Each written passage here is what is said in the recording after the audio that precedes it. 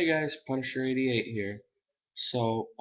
Before I start my review, I just want to say, I just wanted to apologize to my viewers out there that I'm sorry that I'm posting this video a little late, but the reason why I didn't get a chance to do it yesterday was I was busy, so I'm gonna try from now on to be more consistent with my videos. So again, I apologize, and I'll try not to let it happen anymore. Anyway, with that out of the way, um, on to the review. So last week, I did a review on a book from it was a from Image Comics. It's called The Fade Out.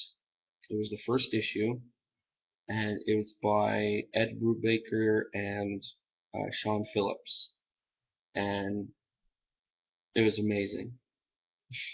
Let's just get that out there. And I mentioned that the day before, on the Wednesday, issue number 2 had just come out. And I said how that Friday I was going to try and get issue number 2 so I could do it for my Thursday video this week. So after I posted the video, I called my local shop and I asked if they had any copies left, and sure enough, they did. So, as promised, I'm reviewing the Fade Out number 2 for you guys. Just a little recap. Issue 1, we meet our main character, Charlie Parrish. He's a Hollywood movie writer who discovers the murdered body of an up-and-coming young starlet named Val Summers, and he keeps it a secret to himself from anyone that he found her first, and even when the studio finds out, he keeps it a secret to himself because he feels he can't really tell anyone. And then once the studio does find out about her murder, they decide to pull a cover up, and they say that she committed suicide. And Charlie gets all pissed off and everything that the studio would do that to this young girl who had like everything going for her.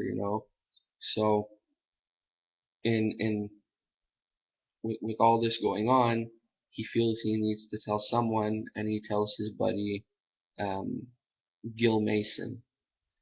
But then he realizes at the end of the book that he knows he shouldn't have, because Gil Mason's an alcoholic, and when he gets drunk, he has a tendency of having a loose mouth. He just spews everything out. So basically, as soon after he tells Gil, Charlie is pretty much on edge quite a bit. So, and then it fades out, and it's simple, just to be continued. And I mentioned how much I like that in the book. Nothing flashy. So anyway, with book 2, it starts off at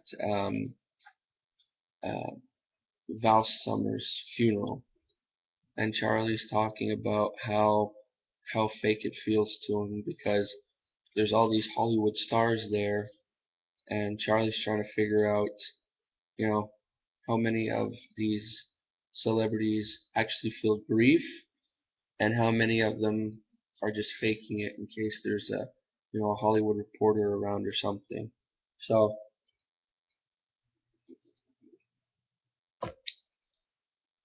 he mentions that, and then we meet a character by the name of Jack Jones.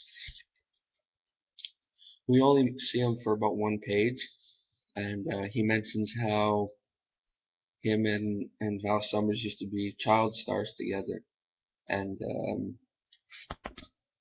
he's talking with Charlie about that. And like I said, we only see him for 1 page, so I don't know if he's going to come back in another book. We'll see. And then Charlie notices that Gil is at the funeral.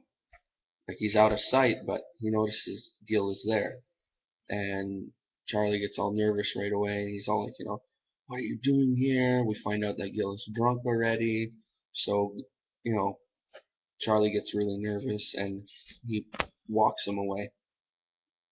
Then it goes into a flashback of Gil, and Charlie talks about when he was an up and coming writer when he first got to Hollywood. Gil was like the veteran already, and he basically showed Charlie the ropes. And then after the war, there was all these congressional meetings and stuff, and the FBI got involved in Hollywood, and they did all these meetings and everything, and they put out this list called the Hollywood 10. Um, it was a list of 10 Hollywood writers who had been blacklisted, and Gil Mason was one of the members, and who was on that list. And ever since then, after the war and everything, Charlie mentioned how Gil was never the same person again. He couldn't, be consistent with his writing, and he basically hit the bottle pretty hard. Then it flashes back to now, they're now, 1948, and it shows something that was mentioned in the first book, how Gil Mason's wife asks Charlie to do her a favor whenever Gil goes on one of his drunken adventures, if Charlie could just look out for him. So we see Charlie driving Gil home, and then Gil has a little conversation with, Charlie has a conversation with Gil's wife, and it's where she confesses to Charlie that she's not happy in her marriage anymore. It's not fun. Gil's always drinking all the time, and it's hell pretty much. So you got some conflict there. Then it flashes to a little self-reflect uh, with Charlie himself, and he talks about how this big Hollywood actor had to do a part in a movie where he played the Invisible Man, and how he hated the makeup and everything. So the actor would get like a double to put the makeup on and do his parts. And Charlie would mention how sometimes he would obsess with himself of being the one to put that makeup on and those bandages. So it was like um, he could be invisible and visible at the same time. Because with all the stuff going on right now with Val's murder and everything, it was just too much on his head right now, and he just wanted to like disappear without disappearing. So I really like that little bit. Then it flashes to a scene with the director of the last movie Val Summers was in, which is an incomplete picture now because, of her murder. And it's an argument between the director of the movie and the owner of the studio, and they're having this big conflict of, how are we going to finish the movie? Now we have to do all these reshoots, and we only have like 20 something days to finish it, and it's not possible, blah blah blah. So anyway, so I'm waiting to see how that's going to pan out. And then the owner of the studio starts talking to Charlie, and he mentions how he has all these new ideas for the movie. And then Charlie mentions how when the owner of the studio comes up to you and just starts talking to you out of the blue about having all these new ideas, it can't be right. So I'm waiting to see what's going to happen there too. Then we pan to a scene in Charlie's office. He's by himself, and as he's about to start all these rewrites and everything, he's kind of thinking of Val Summers, and all of a sudden she's there in his office. I mean, she's dead, so it's in his mind, but he's having a conversation with her, and he's talking about, so actually she's talking to him about, she knows he has to rewrite a lot of her parts, but she mentions at the same time, even though he has to rewrite a lot of them if he could still make her look good.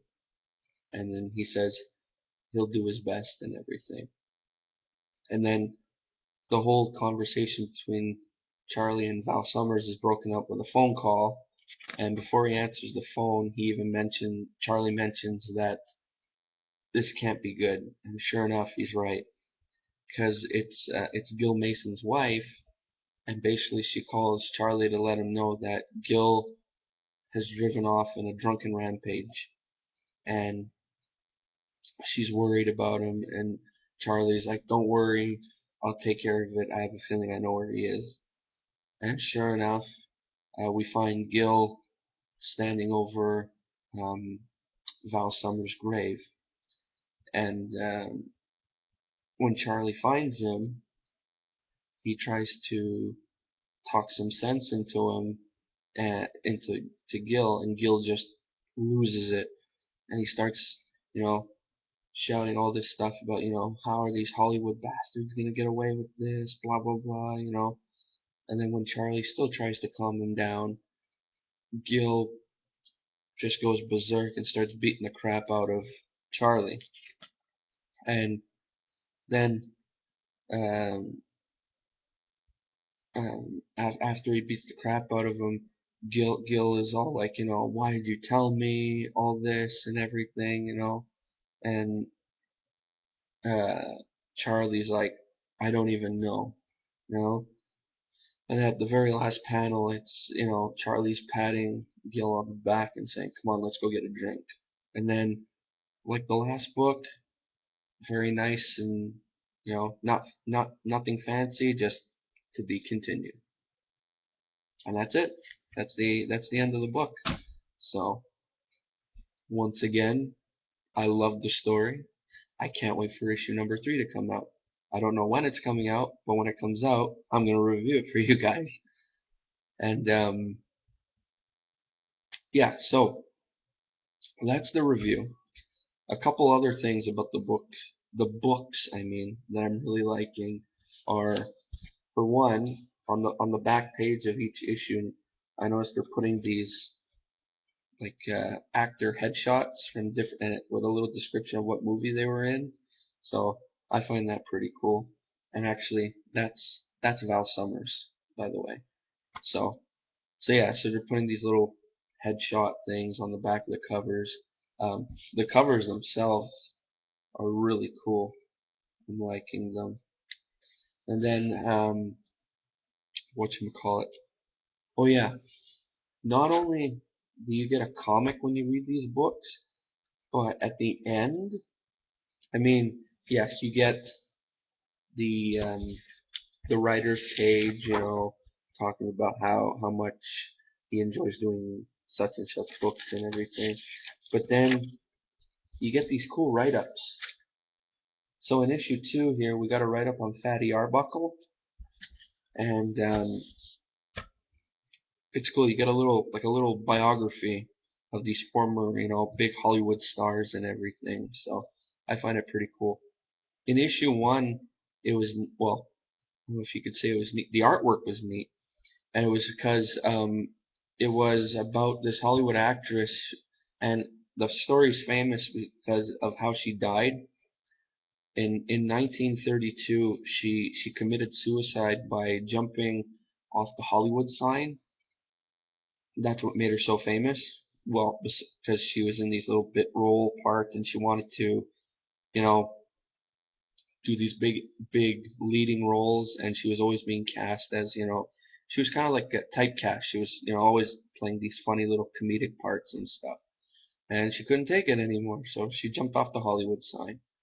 But the write up and the writing is really cool. It's a nice little story, so I'm really liking that. So anyway, book number 2. Do I recommend it to you guys? You're darn right I do. Same like issue number 1. It's an awesome story. And if you guys out there haven't gotten issue number 1 yet and still are waiting for it or looking to get it, I suggest you get number 1 and number 2 together, read them both in one sitting, and you're in for a treat. So, anyway, that's that. Another thing I wanted to point out, on Facebook, I've made a official Punisher 88 Facebook page, and the main idea behind the Facebook page is to put some control in your guys' hands. And what I mean by that is every week, what I'm going to do is I'm going to put up a title of 2 books, either, Thursday and Saturday. And whichever book gets the most votes, I'll review it that Thursday or that Saturday. And if the 2 titles get the same amount of votes, if it's a tie, I'll review both of them. So if you feel like checking that out, head over to Facebook, just punch in Punisher 88, feel free to join the group and comment on stuff or whatever. I look forward to it. So anyway, that's the end of this review for now. Till next Thursday. Well, actually, I'll be seeing you guys on Saturday. Stay tuned, and like usual, like, subscribe, comment, and share. Alright, guys. I'll see you Saturday. Laters.